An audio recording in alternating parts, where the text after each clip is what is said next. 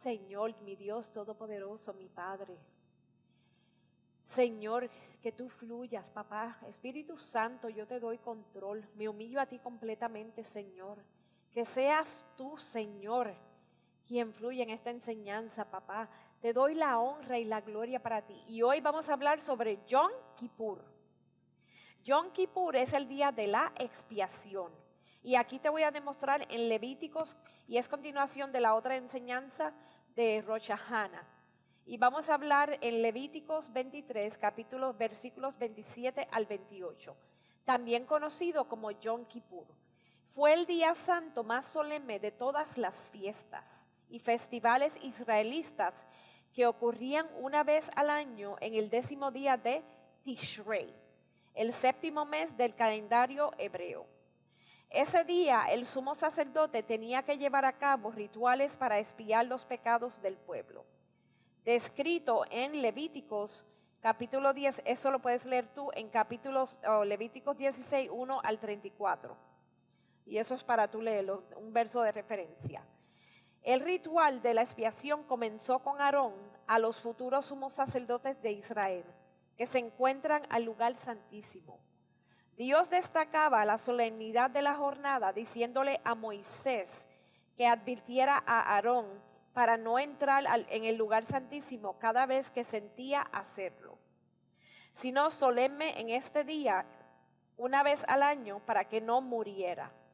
Eso fue una advertencia que Dios le hizo a Moisés. Versículo 2, ese es el verso 2.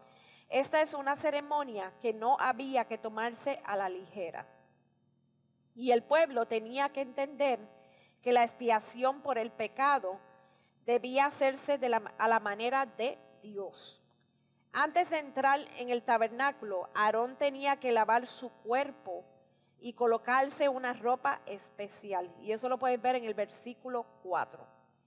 Luego de sacrificar un becerro como ofrenda por el pecado para él y su familia, y esto lo puedes ver en versículos en Levíticos 6 y 11.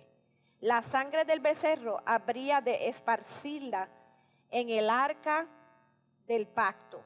En otras palabras, después Aarón debía traer 2 machos cabríos, uno para ser sacrificado a causa de las impurezas de los hijos de Israel, de sus rebeliones y de todos sus pecados. Y eso lo puedes ver en Levíticos capítulo 6, versículo 16. Y su sangre era rociada en la arca del pacto. El otro macho cabrío fue utilizado como chivo expiatorio. Aarón ponía sus manos sobre su cabeza y confesaba sobre él la rebelión y la maldad de los hijos de Israel. Y lo soltaba en el desierto por mano de un hombre destinado para esto. Y esto lo puedes ver en versículo 21. El macho cabrío llevaba sobre sí todos los pecados del pueblo. Imagínate, esto es una forma en cómo Dios lo hace todo, en cómo Dios celebra esto, que eran perdonados, porque estos son los pecados que el pueblo israelita hacía por todo el año. Por todo el año. Y esto es en versículo 30. Es un proceso y a la manera de Dios en cómo se hace. Este es el proceso de Yom Kippur.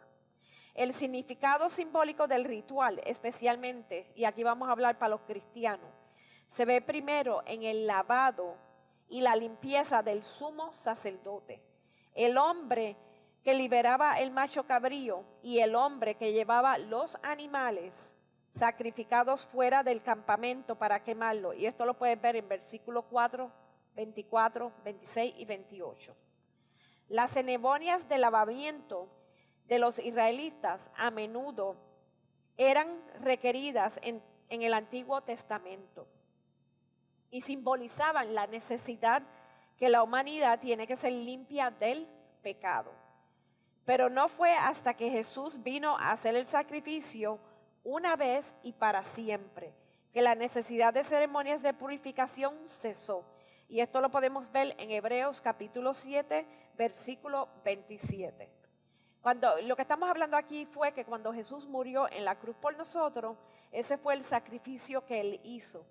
Y con eso ya uno no hace sacrificio porque ya Él pagó el precio en la cruz por nosotros.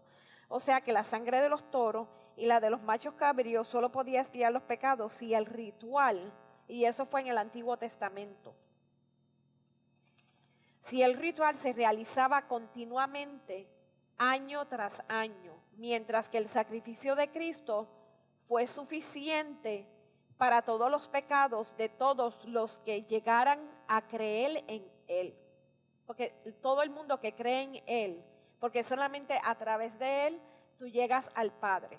Cuando se hizo su sacrificio, Él declaró: consumado es. Y esto lo podemos ver en Juan capítulo 19, versículo 30. Luego Él se sentó a la diestra de Dios y ya no necesita ningún otro sacrificio. Y esto lo podemos ver en Hebreos capítulo 10, versículo 1 al 12. Y esto es para tu referencia. La suficiencia y la totalidad del sacrificio de Cristo también se ve en 2 machos cabríos. La sangre del primer macho cabrío se rociaba sobre el arca, en el ritual que apaciguaba la ira de Dios por otro año.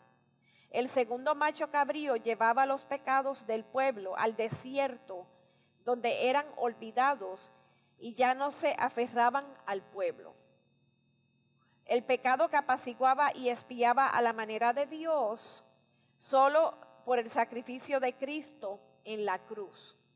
Al Cristo morir en la cruz, nuestros pecados fueron consumados. Ambas cosas alcanzan eternamente por Cristo. Cuando Él mismo se sacrificó en la cruz por nosotros, aplacó la ira de Dios contra el pecado, tomando esa ira sobre sí mismo. Él tomó esa ira sobre sí mismo. Pues mucho más, estando ya justificados en su sangre, por el que seremos salvos de la ira. Y esto lo podemos ver en Romanos capítulo 5, versículo 9. La eliminación del pecado por el segundo macho cabrío era la viva parábola de la promesa